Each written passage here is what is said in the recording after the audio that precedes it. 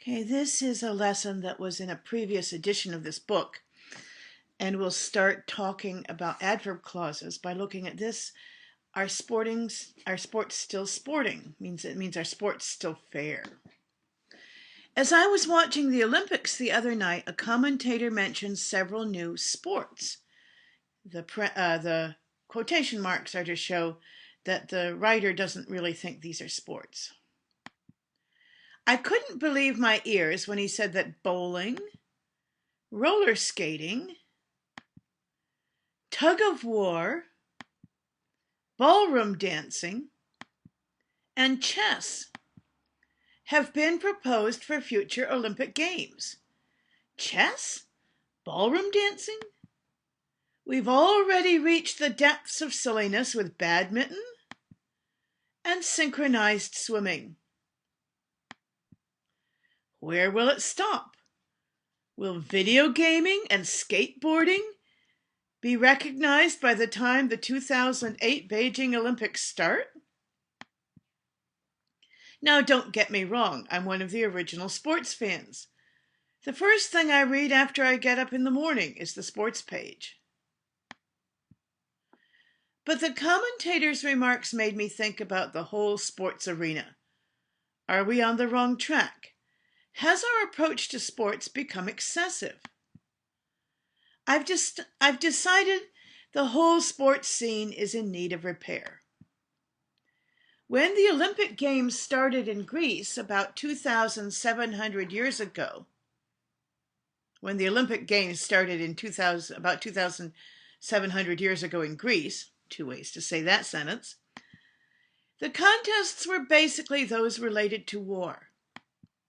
For example, the javelin throw paralleled the throwing of a spear in a battle.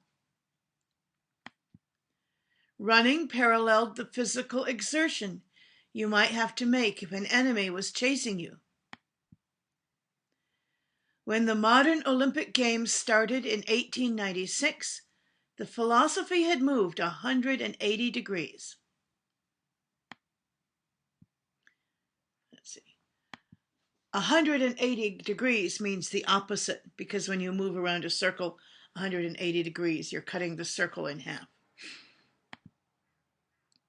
The modern Olympic Games were designed to promote peace. Emphasis was on demonstrating physical stamina and excellence in challenging contests. How things have changed. Although athletes still try to achieve their personal best, that expression means the best that you can do, quite aside from any contest.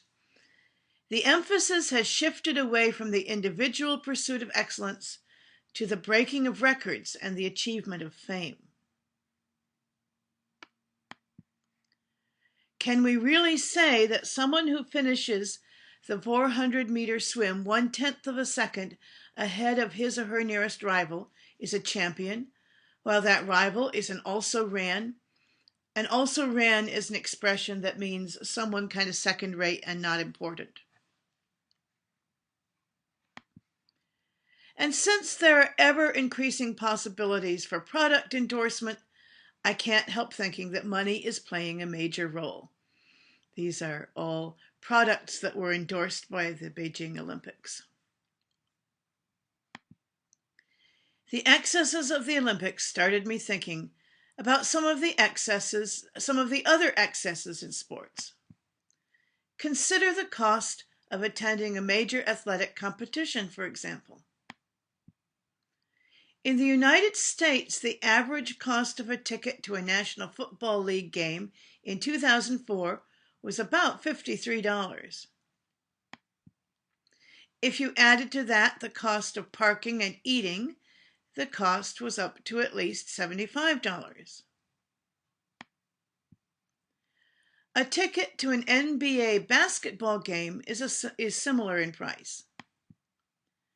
Baseball is cheaper, though it's not really a bargain at an average ticket cost of $25.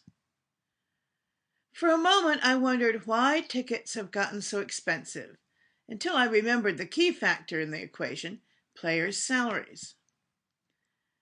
Basketball star Shaq O'Neal earns between 27 and 31 million a year. Basketball player Alex Rodriguez makes at least $25 million yearly. Now, is he basketball or baseball? I think that was I think I typed that wrong many years ago. I think he's a baseball player. Is anyone worth that much money? The President of the United States, in contrast, earns only, also correct, $400,000 a year. Of course, he actually earns a lot more money for other things besides being president. And most presidents do. School teachers in the United States make an average about $45,000 a year. That's now up to about $52,000, I believe. Who is more valuable to society, a basketball player or a school teacher? What we pay people says a lot about what we value in society. This led me to ponder another excess: violence. Fights occur frequently in professional sports, with ice hockey one of the worst offenders.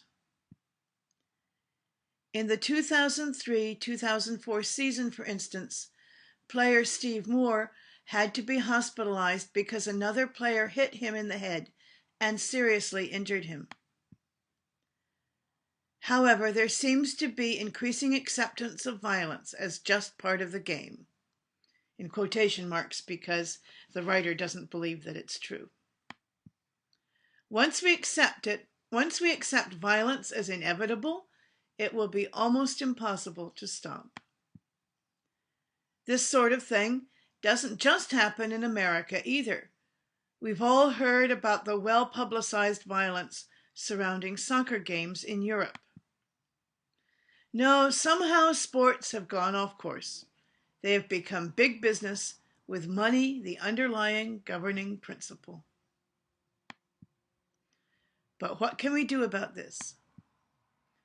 One thing is to pay more attention to local, small-time athletics and events like the Special Olympics, in which disabled people get a chance to show what they can do.